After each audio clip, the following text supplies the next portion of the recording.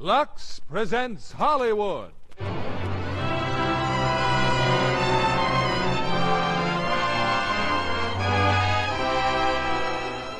Lever Brothers Company, the makers of Lux Flakes, bring you the Lux Radio Theater, starring Ann Baxter and Phil Harris in You're My Everything. Ladies and gentlemen, your producer, Mr. William Keighley.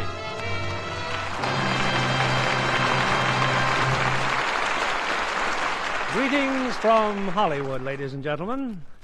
I wonder how many of you recall when the billboards first carried huge advertisements for motion pictures reading all talking, all singing. Yes, the talking picture was here to stay, and with it came new stars, actors who could not only act, but talk and sing and dance. Our play tonight, You're My Everything, is a story of those years. It's a musical, a comedy and a drama all in one, as it tells the love story of a song and dance man and an actress.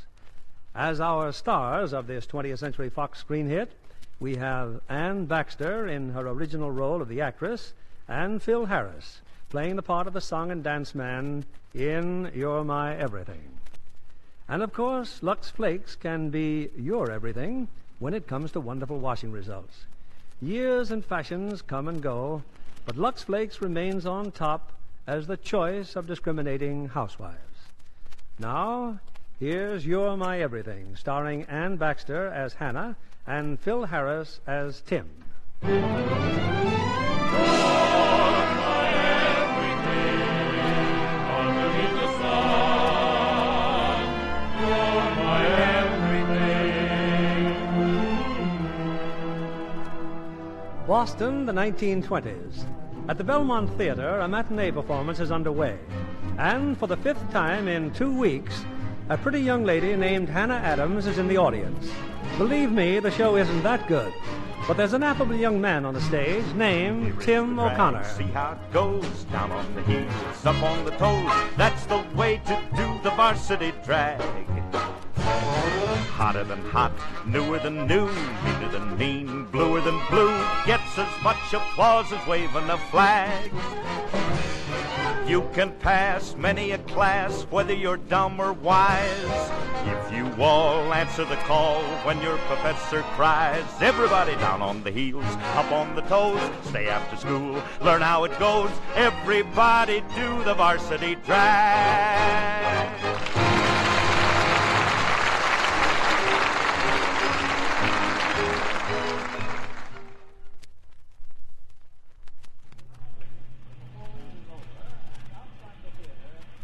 Adams again, waiting for the rain to let up. Gesundheit. Oh. I only said Gesundheit. Yes. Oh, thank you, Mr. O'Connor. You know me? Oh, no. No, I don't, but I just saw the show, and I think it's simply... You should have brought your umbrella. Yes. Look, speaking of umbrellas, do you know of a place around here where a fella can get a good steak dinner? No, not exactly. Maybe some nice seafood, spaghetti even. Anything as long as it isn't baked beans. Baked beans? Oh, not that I got anything against your famous Boston baked beans. In fact, I'm a great admirer of beans. I regard them as the bulwark of our civilization. But after 3 weeks of a steady diet... Hey, you better go home and soak your feet in a hot mustard bath. Well, be nice seeing you. Oh, wait. I do know a place where they serve a good home-cooked dinner. Oh? I'll be glad to show you if you like. I like. Well, I'm going in that direction.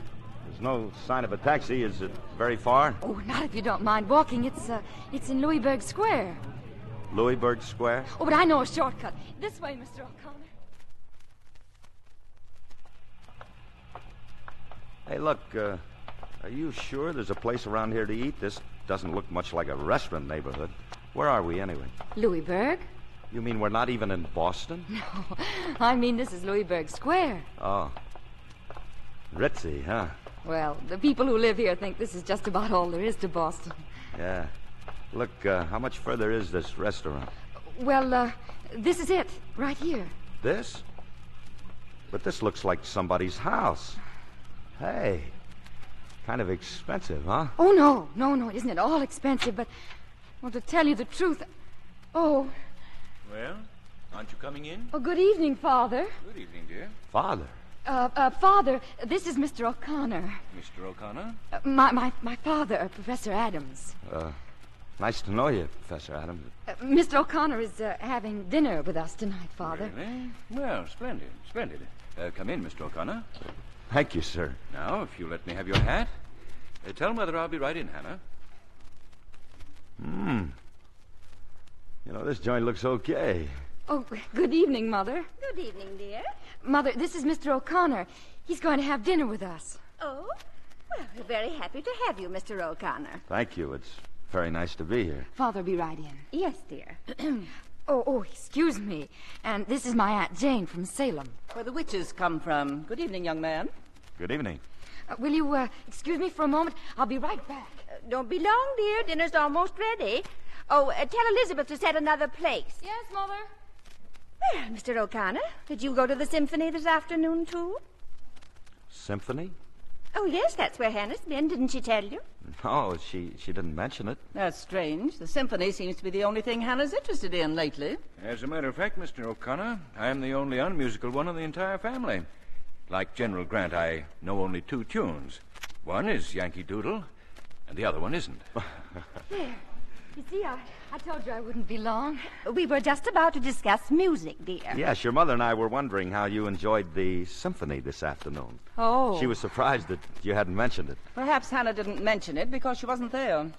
Wasn't there? Perhaps she was at the Belmont Theater again. Aunt Jane, how did you know? Well, I'm not exactly a recluse. I saw you there last Saturday ogling Mr. O'Connor here along with the rest of the flappers. No kidding. How'd you like the show? Young man, you're a guest in my brother's house. I prefer not to answer that. So, you're an actor, Mr. O'Connor? Well, I wouldn't go so far as to say that, sir. He's what they call a hoofer. How interesting. Well, we were just standing there, and Mr. O'Connor asked me if I knew a place where he could get a good steak. Oh, what, dear? Well, it was raining, Mrs. Adams. You see, And he said he was tired of eating. And you know how it is in a strange town. And besides, Mother, you're always talking about Boston hospitality, and I just thought it would be nice to bring him home. Oh, yes, dear, of course, but Well, I suppose I ought to apologize, Mrs. Adams, but you see, I really thought that this was a restaurant. A restaurant? Yeah. Well, it's quite all right, I suppose. Oh, yes, indeed. Glad to have you. Dinner is served, Mrs. Adams. Oh, thank you, Elizabeth. This way, Mr. O'Connor, and I do hope you like Boston baked beans. Beans? Oh, Mother. Yes, dear? Nothing, I guess.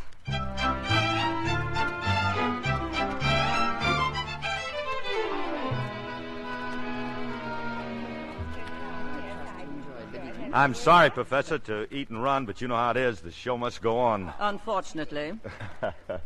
Yeah. And thanks for a very nice dinner. I'm so glad you could come. Oh, I had a hat, didn't I? It's right here, Mr. O'Connor. Oh, thank you. Well, goodbye, Mr. O'Connor. Bye. Your hat, it's still a little damp. Yeah, thanks. Hey, would you step outside for a minute? I want to give you a piece of advice. Advice? Oh, look, it stopped raining. In the future, you better be careful, see? I mean about the kinds of guys you pick up. Oh. First thing you know, you're going to bump into one of them cads that's going to try to date you up for lunch tomorrow, and you know what that sort of thing leads to. Well, will you? Well, will I what? Have lunch with me tomorrow? Oh, but I couldn't possibly do that. What time? 12 o'clock. Oh, I don't think my mother would like it. Where? Copley Plaza. Oh, yeah, and another thing. You better watch your step, or one of those fresh guys might even lose his head and try to kiss you goodnight. Like this. Oh, thank you for warning me. Yeah. I feel better now. Good night, Hannah. Good night, Tim.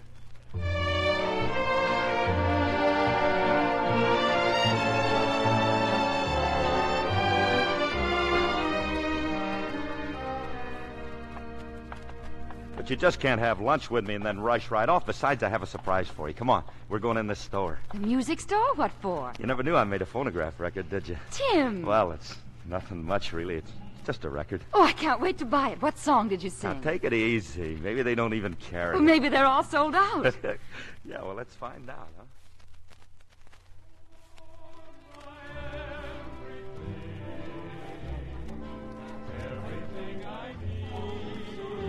How do you like it? Terrific, huh? That's the only record I ever made. Oh, it's wonderful, but I can't tell which one of the singers is you. Well, keep your shirt on. I'll tell you when. Oh, look, that corsage. Be sure and put it in the icebox when you get home, and then you can wear it again when we go to dinner tonight. Oh, Tim, I can't. We always go to Uncle Edward's Thursday nights. Uncle Edward's? Oh, we've been going to Uncle Edward's every Thursday night for years. Well, just think of what a relief it'll be for Uncle Edward when you don't show up. I'll pick you up at 6:30. Oh, but I can't, Tim. I shouldn't really. Hey, wait a minute. Here it comes. This is me. Now. Because I love you. Well, how'd you like me? Oh, it's beautiful. Yeah, I do that same phrase solo again a little later on. Hey, now about tonight. Oh, Tim, please let me listen. I want to hear you again. Yeah. I can't understand why this record didn't sell better.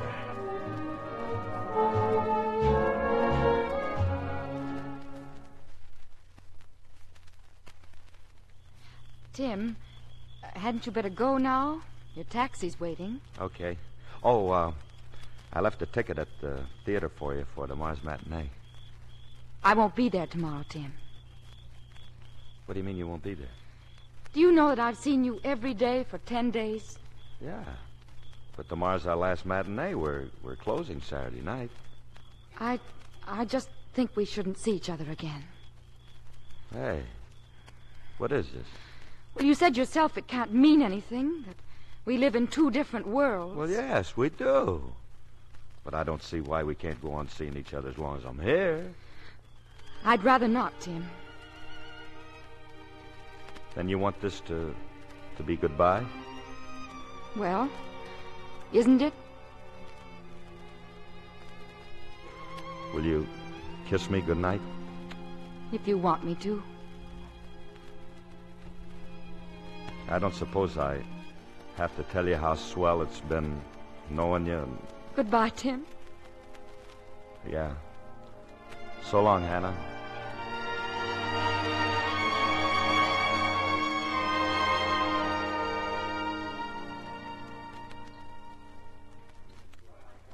Aunt Jane? Well? I think it was very nice of you inviting me here for afternoon tea, but... Speak up, Hannah. What are you trying to say? Well, you keep looking around as if you're expecting somebody else. I most certainly am.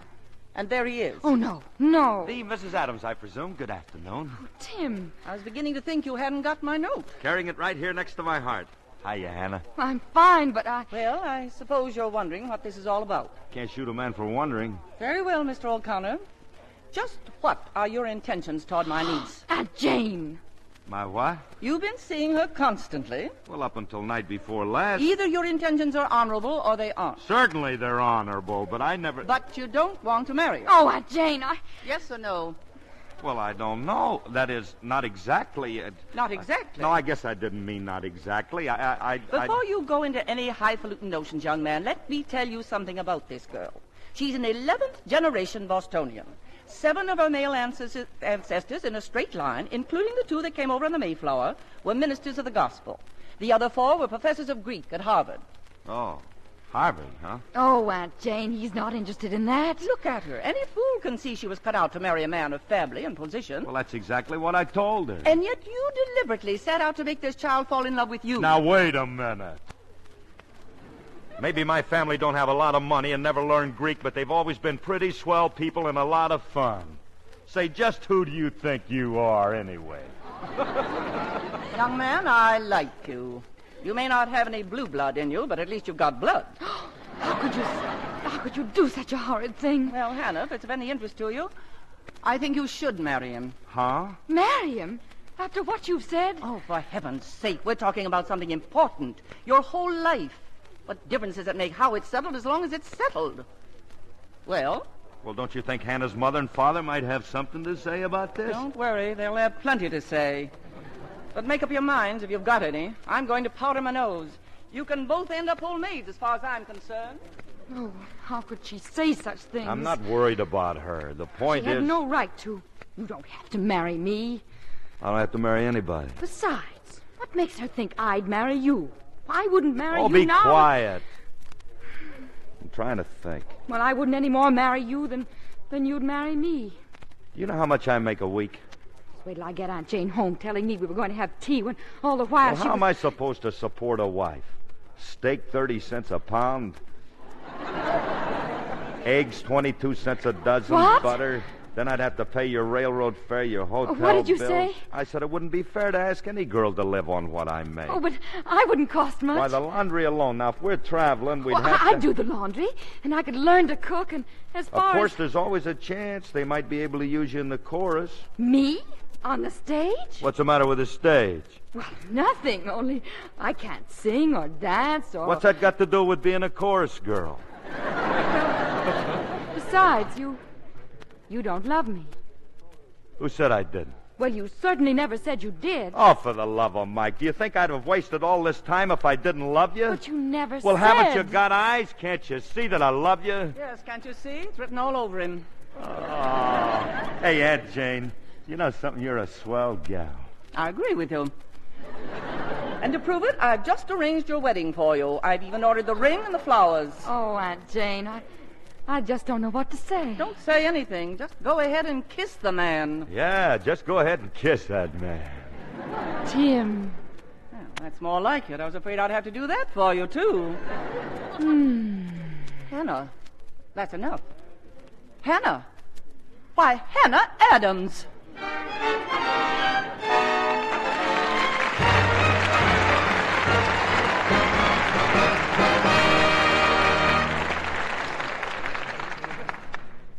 Before our stars return with Act Two of You're My Everything, here's Libby Collins, our Hollywood reporter, with the Lux movie news of the week. I've just seen a picture that makes me want to stand up and cheer and cry and see it all over again.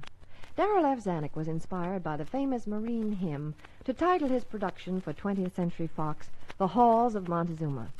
The story is dramatic and tragic, about a platoon of Marines on a Japanese-held island who risk almost certain death to carry out an operation that will ensure the success of a general attack. Where is the love interest? In love of country that overbalances fear, inspires the men with hope and courage.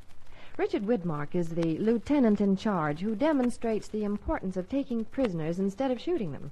How are the battle scenes filmed? Well, they were actually shot during the giant Marine and Navy war games held in May at Aliso Beach. A beach location sounds like a pretty good assignment for most of the players. Oh, it was. Richard Widmark rented a house there for his wife, Jean, and their little daughter, Anne, while he was working on the halls of Montezuma. Smart beach resorts call for so many clothes changes, their bags must have been bursting. Well, Mrs. Widmark took less than you think, because she's a Lux fan. Lux is a must for all the washables in her wardrobe, from play clothes for the beach to sheer formals for evening. Little Anne wears only Luxables. They're so practical for everything from sunsuits to party dresses. Jean is bringing her up to be a Lux girl, just like Hollywood's best-dressed screen stars. Yes, Hollywood screen stars, smart women everywhere, have that Lux look. That nice-as-new look fine washables have when they always get gentle Lux care. It's a fact, proved by repeated washing tests, that Lux Care keeps colors lovely up to 3 times as long.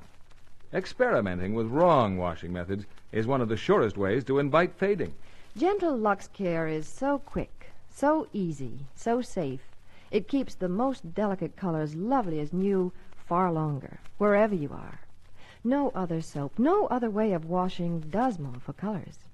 Why don't you do as Hollywood's famous do? Use Lux Flakes for your blouses, dresses, sweaters, the children's things, too. Get a big box of Lux tomorrow and give all your family's nice things that lovely Lux look. Now, here's our producer, William Keeley. Act Two of You're My Everything, starring Ann Baxter as Hannah and Phil Harris as Tim.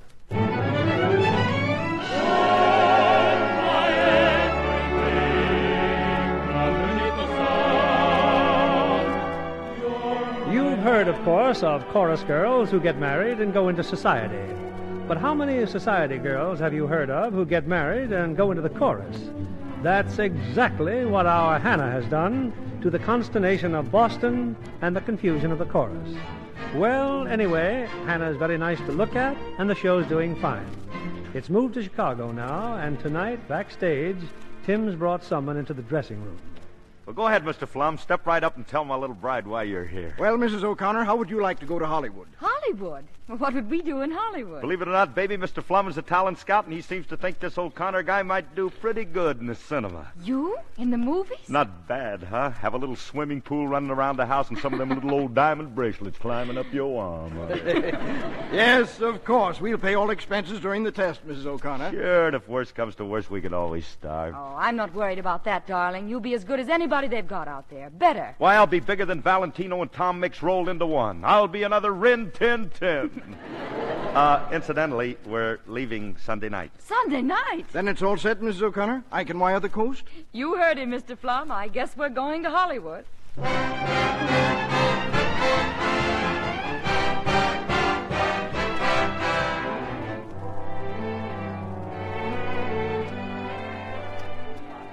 Okay, boys, get ready. Lights and cameras for the O'Connor test. I'm all set, Mr. Blanton. You're ready for me, huh? Clear the set, everybody. Oh, Mrs. O'Connor. Oh, yes? If you'll just wait over there, please. Oh, yes. You all right, old boy? Oh, me? Sure, but you're still going to tell me what to do, aren't you? Naturally, old bean. I am a director, you know. All right, boys, we're ready. Music, camera. Just stand there, Mr. O'Connor. That's it. Now then, you reach for your cigarettes. Nonchalance, old boy. Man of the world, you know. Okay, Bert? Okay, Mr. Blanton. Now light the cigarette. That's it. Now you toss the match away and exhale. Exhale, old boy. Blow the smoke out slowly. In curls, I think. How's that, Bert? All real swell curls, Mr. Blanton. A little more curly if you can. Ah, good. Oh, very, very, very good. That's it, Bert. Cut. You mean that's all? Dear boy, I'll tell you when you're through. Oh, sorry. Now, the important thing is your romantic quality. Do you suppose you could hold a woman in your arms? Could you kiss her? I haven't had any complaints lately. Now, let me see. Could I borrow you for a moment, darling? Me? Well? Oh, Mr. Blanton, but I couldn't. Nonsense. All you have to do is stand next to him. I'm not interested in you, only in him, his reactions. Now, dear boy, may I be you for a moment? Sure, if you can stand it. Then watch me. Ready, Mrs. O'Connor? Mm-hmm. Darling, I adore you. You're my very life. Tell me that you love me too. Oh, for goodness sake. I'm terribly sorry, Mr. Blanton. I just couldn't help it.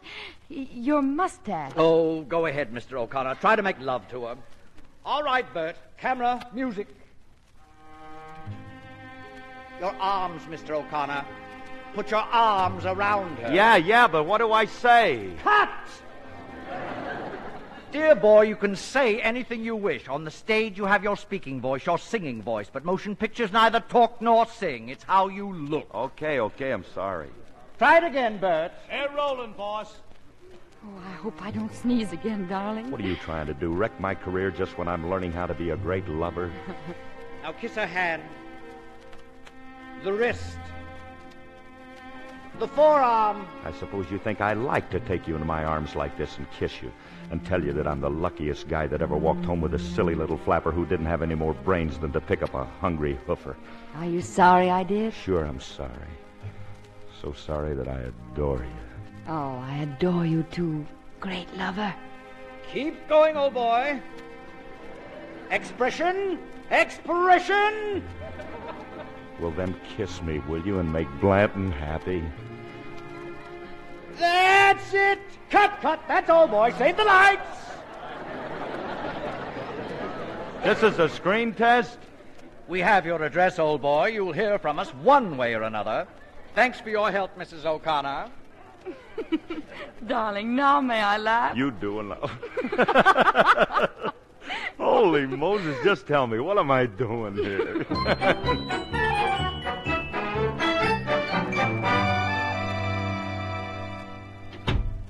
Tim, that you? Well, how was it? How did they like it? Only sensational, honey. And to quote Mr. Mercer... Well, who's Mr. Mercer? Merely the head of the studio, you dumbbell. Oh, yes. Well, now, when do you start work? Well, that's the funny part. I don't. Oh, but you just said... Sure, only it seems that they weren't talking about me, baby. It's you. Me? With your puss, Mrs. O'Connor, I'm reliably informed that within 6 months, half the babies in America will be named after you. Oh, Tim, please, be serious. And what's more, they've got a part right now that's just been crying for somebody like you, somebody different. Mr. Mercer personally guarantees it'll make you a star overnight. Oh, but they're crazy, Tim. I won't let them do this to you. And I'm not an actress, A personality, and that's exactly what they want in pictures. You don't have to act. No one ever hears your voice. All you have to do is just make those faces. I won't do it. I won't let them treat you like this. Now, wait a minute. Nobody's doing anything to me. I'm a hoofer. I can get all the jobs I want. Now, look, you go in there and powder your nose because you're going back to that studio and you're going to sign a contract for more dough than... Now, what's the matter? Tim, I can't do it. Why can't you do it? Well, I'm going to have a baby. A baby? No. Are you kidding? Oh, why didn't you tell me before? Well, I was afraid you might not want one. Want one? Want a baby? Why, I wouldn't take $1 billion for this. At least $1 million. Oh, where's that telephone? Tim, what are you going to do? What am I going to do? I'm going to call my folks. I'm going to call your folks. I'm going to... Hey, look at me in that mirror, honey. Hiya, Papa. Yeah, that's me old dad. Hello, operator. Tim, please, wait a minute. Hey, now look, you just tell me when it's going to be, honey. That's just it. I don't expect it for years yet. You know, years? I didn't mean I was going to have a baby now. I mean, I just meant I hope to have one sometime in the next few years. I'm sorry. So you want to play, huh? Now, Tim, I only meant that I'll teach you to play gags on me. If you tickle me... Come over here. Tim, no. You come over here. I only meant it... I said come over here. No, You're going to get down to that studio. Do you hear me? No, I don't want to be in movies. You don't, huh? I'll ask you once more. That's all I'm going to... Yes, I'll go, Tim. Stop tickling me. I'll do anything. I'll even go in the movies. Well, then, Mrs. O'Connor, let's away.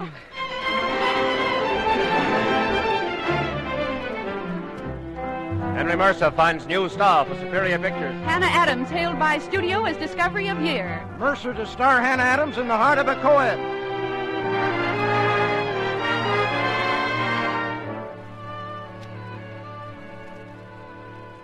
What are you so worried about, baby? The picture's a big success. You're a star, just like Mercer said you'd be. Oh, but Tim, The Heart of a Co-ed. Well, you saw it. Only 12 times. It's so silly. What's silly about it? The people love it. What's silly about it? The very first shot. There I am out in the backyard, hanging up a pair of bloomers. Well? Then Harold drives by and sees me. Did you see what Blanton made me do? First, I waved like this. Then I waved like that. Then I pat my hair. Then I wave again. And what happens? A title flashes on the screen. It says, Yoo-hoo. Oh, Tim, really? When do you start the next epic? The day after tomorrow. Superior Pictures present Hannah Adams, America's hotshot girl in flaming flappers. Think you can start it without me, honey? Tim, then you've heard from Chicago. Yeah, it's a nightclub job, 2 weeks guarantee. You're accepting it, aren't you? Baby, we've been all through that. Oh, I know. You've got to accept it. You can't just sit around here doing nothing while There's one thing I'm sure of, though. As soon as those 2 weeks are up, I'm coming right back. Because, honey, I can't take it. Me in Chicago and you out here. And then what, darling? Then I'll hang around a while until I get sick and tired of you, and then I'll look for another job. 2 weeks somewhere else. Tim, I'm scared. Now look at me. Scared? You don't mean that, honey. I don't know, Tim. All I know, all I'm sure of, is how much I love you. That's my hotshot girl.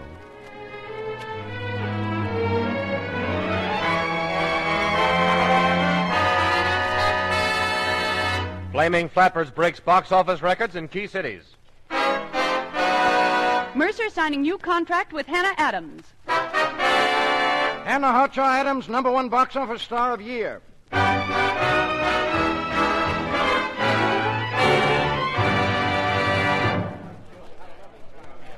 Hey, what about it, Lou? How you doing with my call to Hollywood? Gee, Mr. O'Connor, you called her only night before last. You mean you haven't even tried to... Hey, take it easy. Sure, I tried. Only it seems your wife isn't home. Oh. You don't want to speak to the maid, do you? What do you think? I think you want to speak to Mrs. O'Connor. Hey, that sounds like my cue. Keep trying, will you, Lou?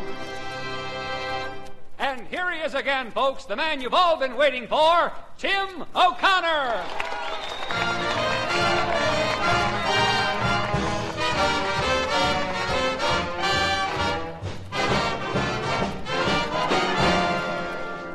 I may be wrong, but I think you're wonderful.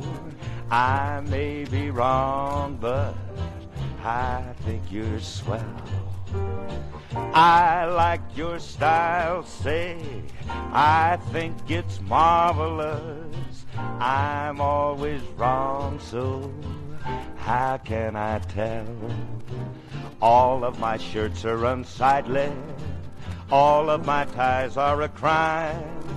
If, dear, in you I've picked rightly, it's the very first time you came along, say, I think you're wonderful.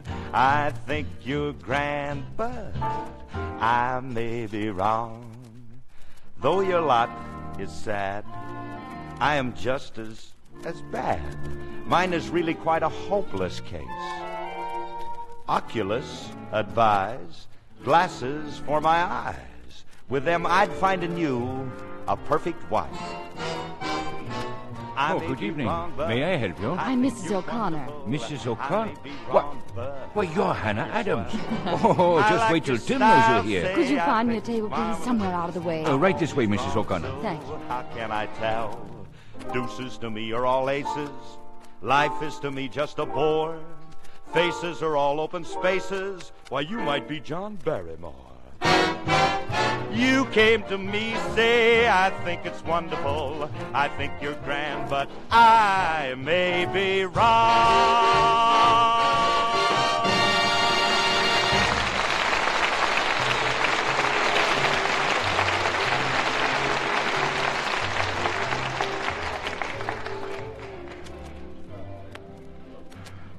Hannah. Oh, gee, I thought it was some kind of a gag when they told me that. Oh, baby, am I glad to see you. Tim, not in front of all these people. They're all looking at us. What people? There's no one within 1,000,000 miles of us. That's the first time I ever got a hand for a kiss. Hey, but I thought you were in California. When did you get here? About half an hour ago. I took an airplane. Oh, darling, I just had to. Sure, I know. But what happened all of a sudden? What about the new picture? Aren't you starting it? Well, I was. What do you mean you was? Well, I made them put it off. How? Well, I just told them I was going to have a baby. Oh, no, not again. Well, it worked, didn't it? I'm here. Oh, gee, what a dame. I just couldn't stand it another minute, darling. Anyway, why do I have to keep on being a movie star? I want to be with you. Yeah, but this is not going to go on forever, baby. You still got that vacation coming, and maybe now I can get one, too, and then we'll go away together. We'll never go anywhere. Either you'll be working or I will. It's been that way for months, and for what? To build a trust fund so we can have the finest tombstones in Forest Lawn? Well, that's the only time we'll ever be together. Oh, sometimes, Tim, I wish those talking pictures would come in. Hey, how about them anyway? Oh, they sing a song or something, and the jazz singer. It doesn't mean anything. It's just... What is it, honey? What's the matter? Oh, it's nothing. Nothing. Well, you look pale or something. I just felt dizzy all of a sudden. I'll bet you haven't eaten a thing. I'll get some hot coffee. Hey, Jack! No, darling. No, I'm fine now, honestly. Now, look, honey, you... Wait a minute. There is something I'd like. Tim, do you know what I'd really like? No, what would you really like? A great big sour dill pickle. Well, I'll get a whole bowl of... Hannah. Now, Hannah, girls just don't ask for dill pickles unless... I told you I wasn't any good at making up excuses. Holy Moses, I'm a father. And this time, folks, she ain't kidding either.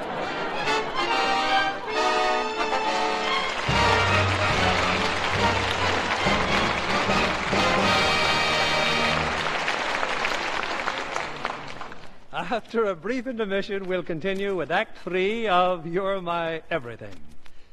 I have chosen as our guest tonight Miss Marcia Walton, popular radio commentator, because her sprightly comments on fashion, celebrities, and first nights make her a welcome voice in your homes. What do you enjoy doing most in your work, Marcia? Well, for one thing, describing the Rose Parade in Pasadena every New Year's Day. And then, of course, handling the radio commentary for Hollywood First Nights. Oh, yes, you were the voice that described the Hollywood opening of Warner Brothers' production, The West Point Story. That's right. It was fun, but it wasn't exactly easy with thousands of fans milling around the entrance trying to get a look at their favorite stars. I had to catch the stars of the picture for a few words. James Cagney, Virginia Mayo, Doris Day, and Gordon MacRae. My early training in publicity helped there. And then I described what the girls were wearing. I assure you they looked every bit as glamorous as they do on the screen. Did you see the picture yourself? Well, not until the next night, but I enjoyed it thoroughly, especially the songs and Virginia Mayo's dancing in the West Point Academy show. You know, I almost wondered how her sheer stockings stood the strain. Almost? Well, you and I both know, Mr. Kennedy, Virginia is a Lux fan, like so many of us in Hollywood. Hollywood's loveliest legs always wear nylons that get Lux care. Screen stars like Virginia Mayo and smart women everywhere insist on Lux for stockings, all their nice things. Runs come too quickly when stockings are washed with strong soap or rubbed with cake soap. Gentle Lux Flakes actually makes nylons last twice as long. Strain tests prove it. No other way of washing makes nylons last longer. Lux has been a favorite of mine for years. Thank you, Marcia. Ladies, why don't you follow Hollywood's example? Give your precious nylons safe Lux care. Get twice the wear from every pair. You can see for yourself how lovely, how flawless Virginia Mayo's stockings look in the West Point Story. Give your stockings, all your nice things, that lovely Lux look. We pause now for station identification. This is CBS, the Columbia Broadcasting System.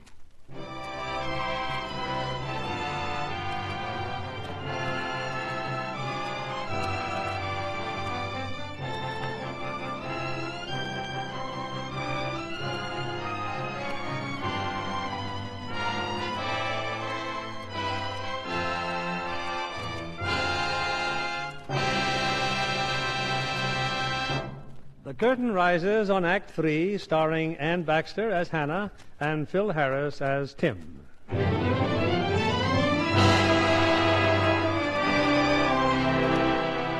Well, a lot of time has gone by, and a lot of things have happened. For one thing, Tim and Hannah have their baby. Only at age 7, Jane's hardly a baby anymore. For another thing, Hannah's no longer in the movies. Along came talkies, and out went Hannah. But if Hannah went out, Tim's come in. Yes, Tim O'Connor is now the biggest star at Superior Pictures. Pardon me, boy. Is this the Chattanooga Choo-Choo? Track 29. Boy, you can give me a shine, 'cause I can afford to boat the Chattanooga Choo-Choo. I've got my fare and just a trifle to spare. You leave the Pennsylvania station by the 3:45. Well, you read a magazine and then you in Baltimore. Dinner in the diner. Well, nothing could be finer than to have your ham and eggs in Carolina. When you hear the whistle blowing 8 to the bar, then you know that Tennessee is not very far. Shovel all the coal in, gotta keep a rolling. Boo, boo, Chattanooga, there you are. Cut, that's it. That was great, Tim, great. All right, everybody, that's all for today. Stage 5 tomorrow morning, 8 o'clock. Oh, before you go home, Tim, stop over in the office, will you? Sure. Anything wrong, Mr. Mercer? Oh, no, but some of our big exhibitors, well, they're complaining about all these musicals. They're yelling for melodrama, serious stuff, and I just Who, thought... me? Melodrama? Me? Look, we'll talk about it later. Just don't worry about it.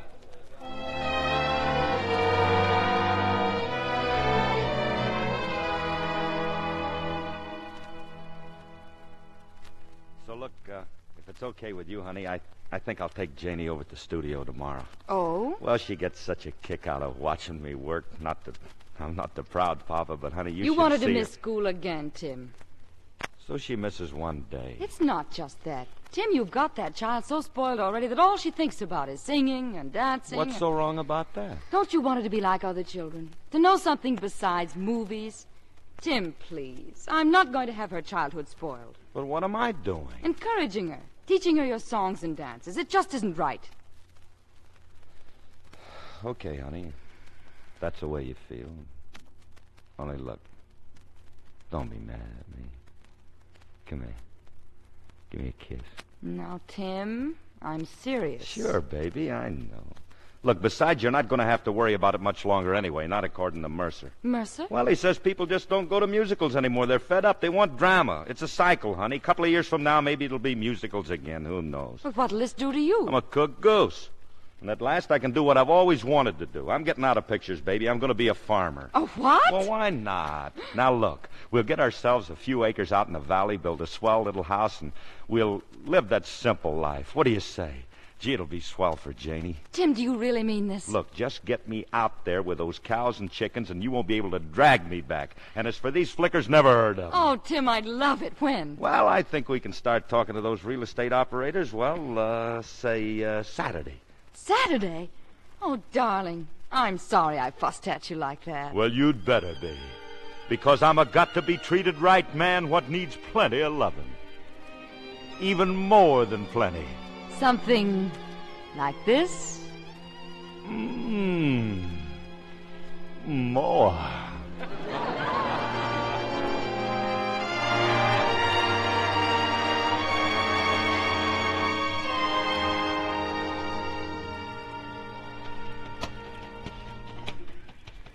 Give the horses a good rub down, Johnny. They're pretty hot. Yes, sir, Mr. O'Connor. Had a good ride, huh, Janie? Oh, yes. And give the horses a good rub down. They're pretty hot. Look, Big Shot, I'll give the orders around here. Yes, sir. Hey, where do you suppose Mommy is? Don't you remember? She went shopping this morning. Oh, yeah, that's right. She went shopping. Pop, you know what I read in the Hollywood Reporter this morning? Musicals are coming back. They are, huh? Alexander's Ragtime Band just broke the house record at the Roxy. You don't say. Well, you can stop hinting, see? Because I'm through in pictures. I'm a farmer. Some farmer. Well, whatever I am, that's what I'm going to stay, understand? Just mention it, Pop. And you know what I saw on Variety? Well? Bobby Graves is in the hospital. He's got appendicitis. Imagine, 9 years old and he catches appendicitis. Hey, he just started his picture last Monday. What'll they do? What can they do? That kid's a star. They'll have to shelve it, of course. And that's tough on the studio, honey. You know, that's the same studio where Mom and I used to work. Gee, I suppose there's no telling when it'll be out either. Well, what are we worrying about the studio for? Come on, look, let's drive into town and pick out something nice to send to Bobby, and then we... Wait a minute. Yeah, Pop? While we're there... While we're in town... Well? I think maybe we'll stop by the studio, see Mr. Mercer, maybe. Something tells me you're thinking about something. Just an idea, kid. Your old man has just got a sensational idea. Well, what are we waiting for, partner? Go on over to the car, and I'll leave a note for Mom.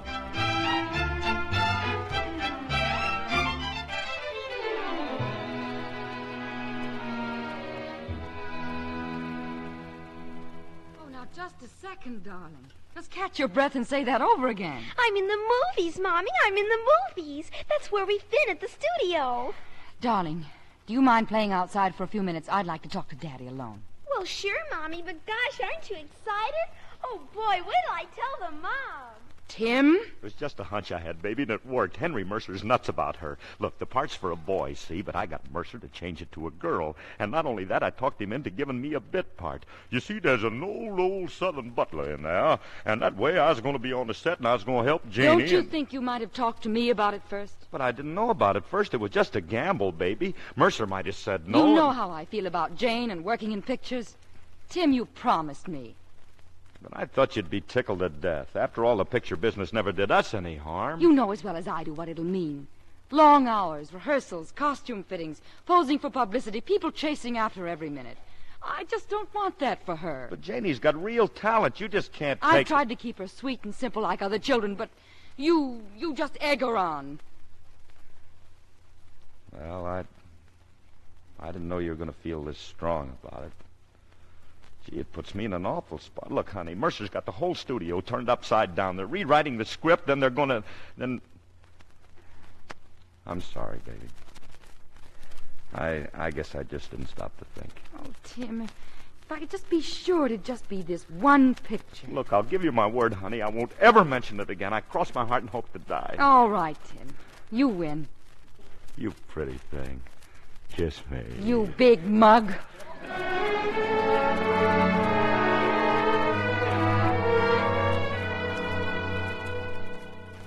So I thought I'd drive out and tell you the good news, Tim. I ran a rough cut of Janie's picture last night in New York. Yeah?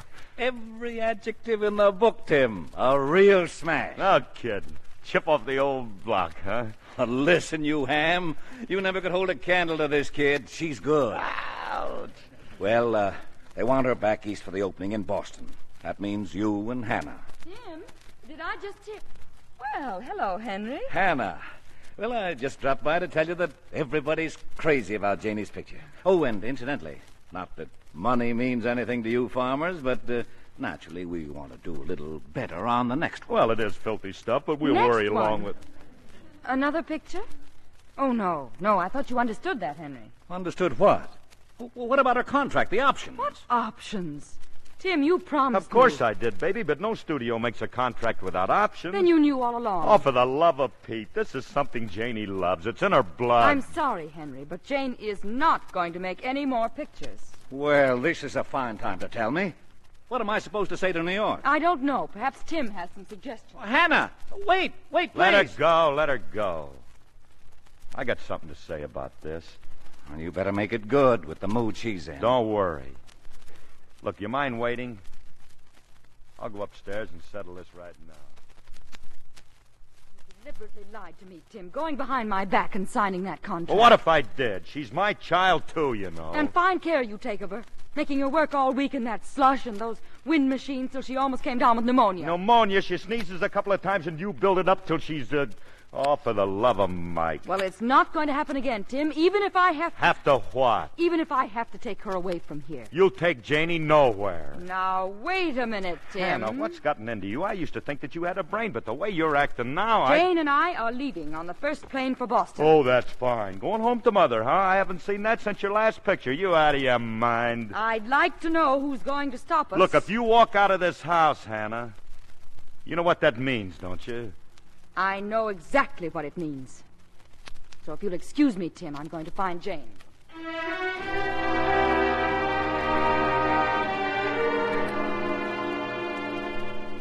Well, here are the afternoon papers, Hannah. Or have you seen them already? No, not yet, Aunt Jane. Take a look at this. Gala world premiere of Rebel and Crinoline at Royale Theatre tonight. Boston society and civic leaders to pay tribute to daughter of... That's very nice, isn't it? I haven't been this excited since the day you and Tim were married. I'm sorry. Where's our movie star? Oh, she's upstairs taking a bath. And calm down. We don't have to be at the theater till 8 o'clock. Any mail? No.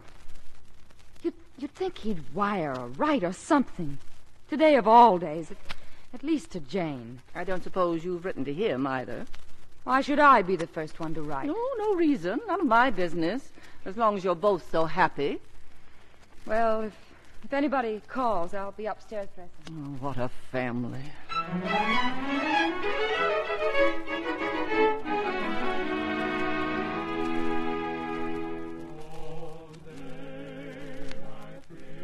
Well, a fine thing, I must say. The world premiere of my grandniece's picture goes on, and here we are, sitting out in the lobby again.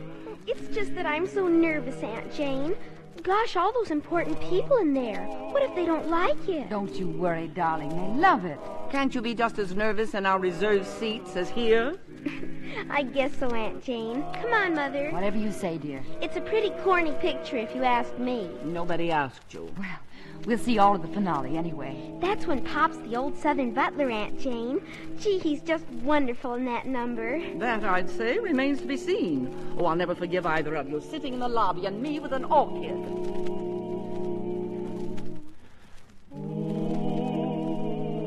Can I show you to your seats, Miss Adams? No, thanks. I'm sure we can find them. Look at Pop, Aunt Jane. Look at him. Steamboat on the Mississippi River. Me and you, we's gonna go down yonder to New Orleans and then fetch your daddy. Really, Uncle Matt? Sure we will, sure. Now, you just close your pretty eyes and go to sleep, cause I done promised your daddy I was gonna take care of you. Good night, Uncle Matt. Night, honey. And now is what we dream about, Aunt Jane. Oh.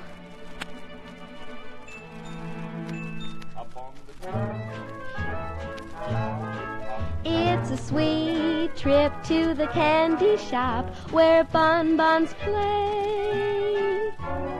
On the sunny beach at Peppermint Bay, Lemonade stands everywhere. Cracker Jack vans fill the air. There you are, happy landing on the chocolate bar. Now see the sugar bowl do a Tootsie Roll with a big bad devil's food cake. And if you eat too much, Ooh, ooh, you'll awake with a tummy ache on the good ship Lollipop. it's an all-night trip into bed. You hop with this command. All aboard! All aboard for Candyland. Get on the good ship. Lollipop is the sweet. Come on, darling. Picture's almost over. Mr. Mercer will be waiting backstage. You better come too, Aunt Jane. On the sunny beach of Peppermint Bay.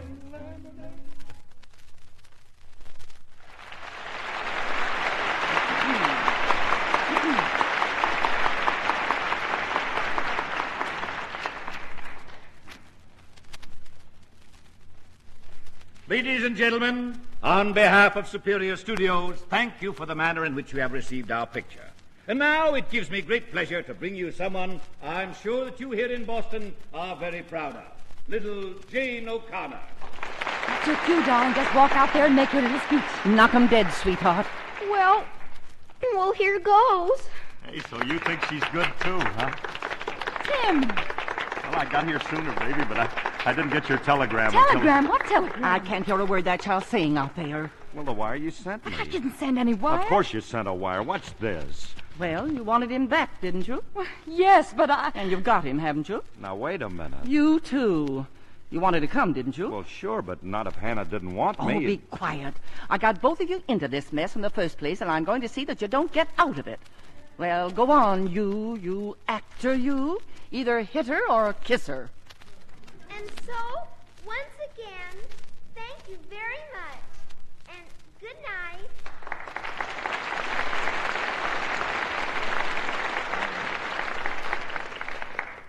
Well, I got through it all right. Daddy! Hiya, partner. Oh, Daddy, we missed you so much. Thank you, honey. And please, I don't know how you feel, but let's don't ever go through this again. Don't you worry, little missy. From now on, the Confederates and the Yankees plain love each other. And ain't nobody gonna do no seceding from nobody nowhere. No time. No man.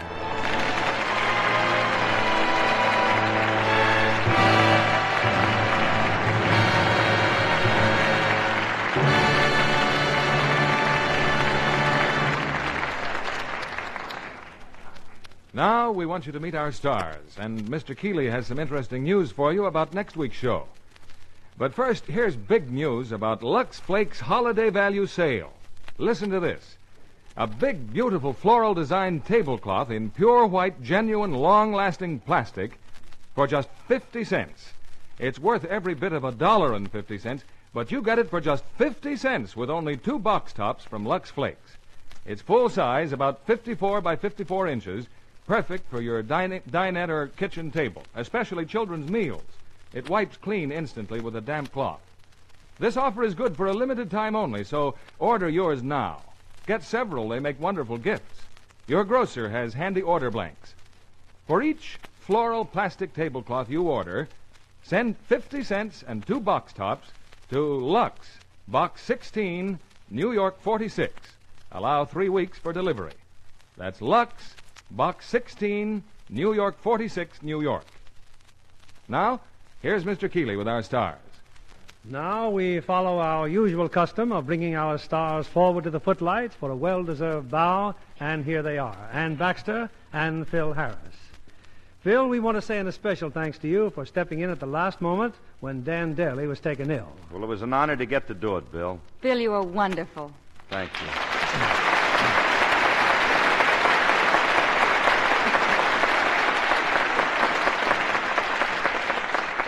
And we're certainly glad to see you playing a nice actress again. You mean after the conniving one I played in All About Eve? Daryl Zanuck and 20th Century Fox must be mighty proud of your performance, Ann. You know, it's something that not every actress could do. Oh, now, Phil, that's too much. But I'll tell you one thing all actresses do. They use Lux Flakes. They're a must in my home. And we have plenty for you both to take home with you. Hold it, Clyde. I know Alice wants the flakes, but how about that Lux Beauty soap? That's for me.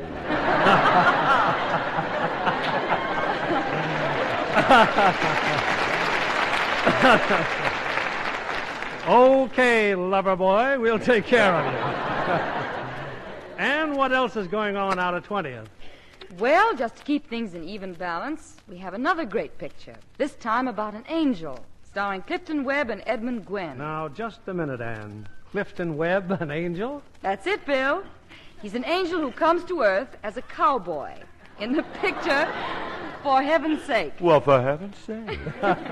You know, I'm surprised you've never played a singing cowboy, Phil. Just because he can sing doesn't mean he can ride. I can't so ride. Everyone says I sit a horse superlatively. Now, how about that time we all went fox hunting? You certainly looked superlatively foolish. Well, then. gosh, honey, how was I supposed to know that when you see the fox, you're supposed to holler, tally-ho, instead of bingo? It figures, Clyde. It just figures. Okay. And what are you figuring on for next week, Bill? Next week, we'll have a tender romance. A picture that was filled with comedy, drama, and splendid performances. It's Apartment for Peggy. And as our stars, Gene Crane and Edmund Gwenn from the original cast, co-starring with William Lundigan in this appealing story from 20th Century Fox. I wouldn't miss it, Bill. Good night. Good night. Good night, and come back soon.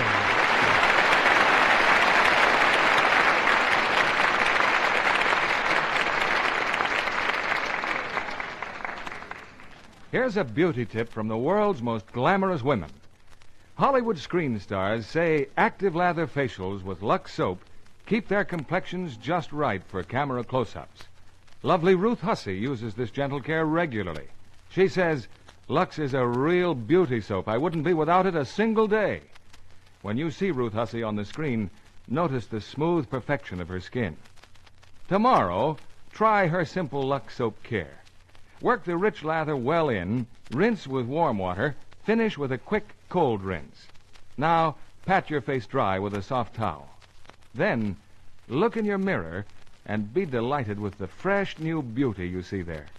See for yourself why 9 out of 10 screen stars use fragrant white Lux toilet soap.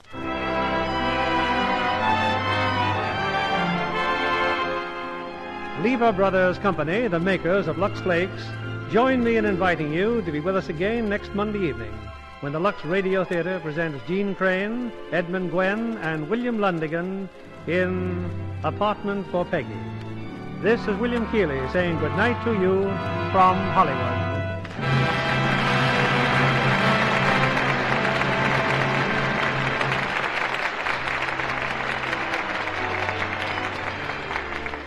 Heard in our cast tonight were Janet Scott as Aunt Jane, Norma Jean Nilsson as Jane, Joe Kearns as Blanton, and Ed Begley, Bill Johnstone, Ruth Parrott, Larry Dobkin, Charlotte Lawrence, June Whitley, Stanley Farrar, George Neese, and Eddie Marr.